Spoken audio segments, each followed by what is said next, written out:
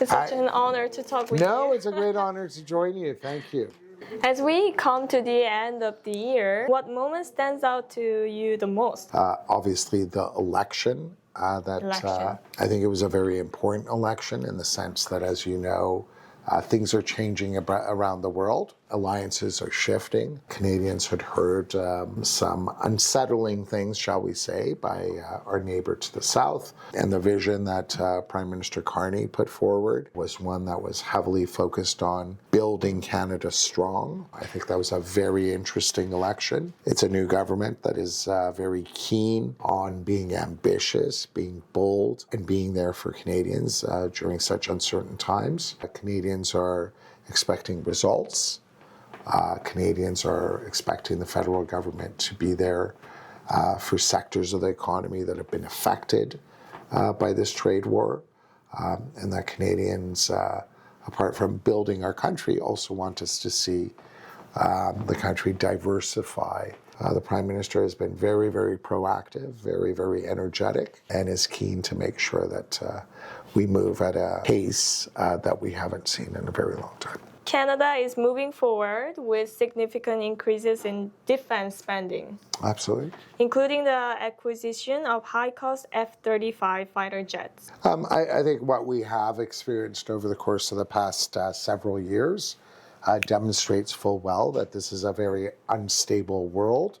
And the manifestations of that, we can look at the Russian invasion of Ukraine. We can look at the threats that the Arctic in the north faces. So I think by and large, Canadians are very, very supportive of our country doing a much better job investing in the military, meeting the 2% goal that all Navy countries have agreed to. We're going to see a huge escalation in military spending, and it's time that we focused on defense spending. The F-35, no decision has been made as of yet. We are considering different options. Who does Canada identify as their primary security threat? Canada faces. There are threats to the Arctic. That's one type of threat. But there's also other types of threats. So there is the threat of cybersecurity, interference in our democratic institutions. We hold very close to our values, our eyes wide open when it comes to those threats.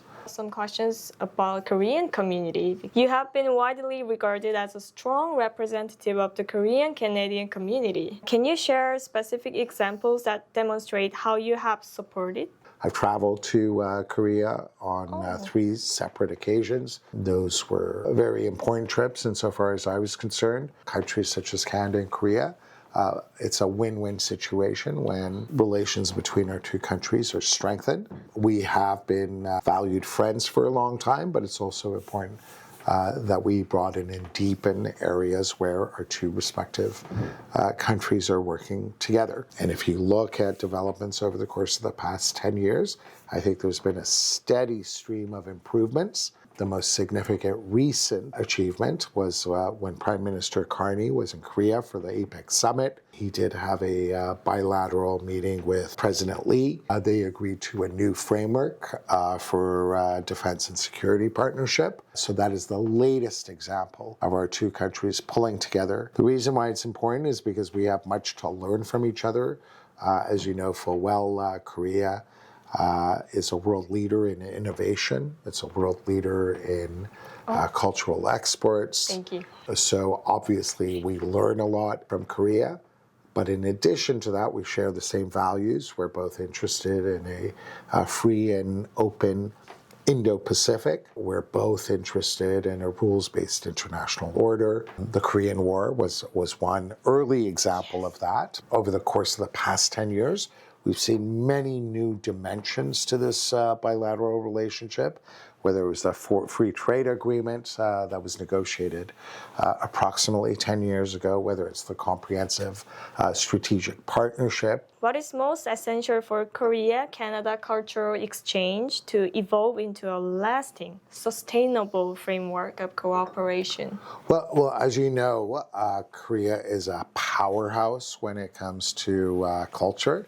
The films that are coming out of Korea the series that are coming out, K-pop that is coming out.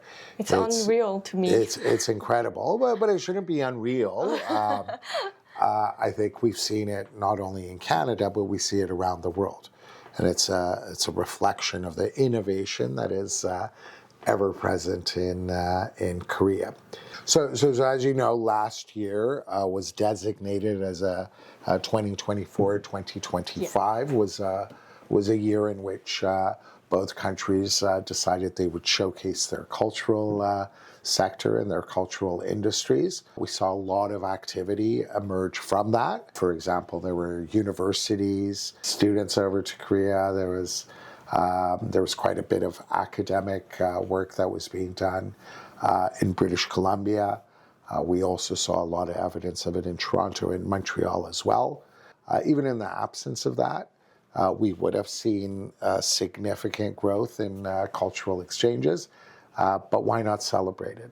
Why not do a better job of showcasing it and hastening that specific process? And the reason is for 60 years, we just recently celebrated 60 years of diplomatic relations. So why not make sure that there were numerous different dimensions to this bilateral partnership? Another person that comes to mind is Margaret Kang, who has been doing an amazing, she's a Korean-Canadian director, and she has been doing magnificent work, bringing our two countries together and making sure that our two countries learn from each other. Was to hear more on Korean community.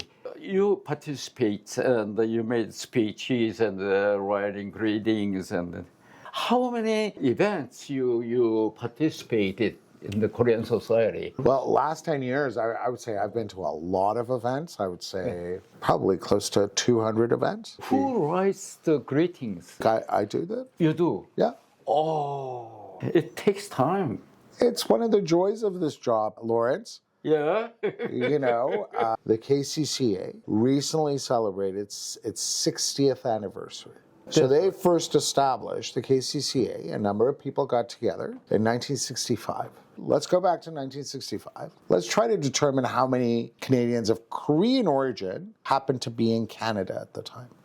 According to the official stats, it was like literally 200 Koreans in Canada at that time. So imagine the foresight of these people and how amazing they were to come together, put their shoulders to the wheel, and set up a community center. It's so impressive when you look at the imprint of the community on Canada.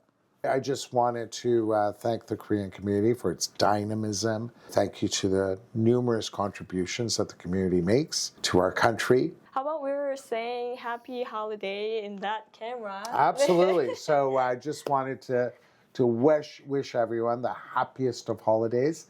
I have every confidence that the year ahead will be a very, very exciting year, and look forward to seeing as many members of the community as possible in the new year.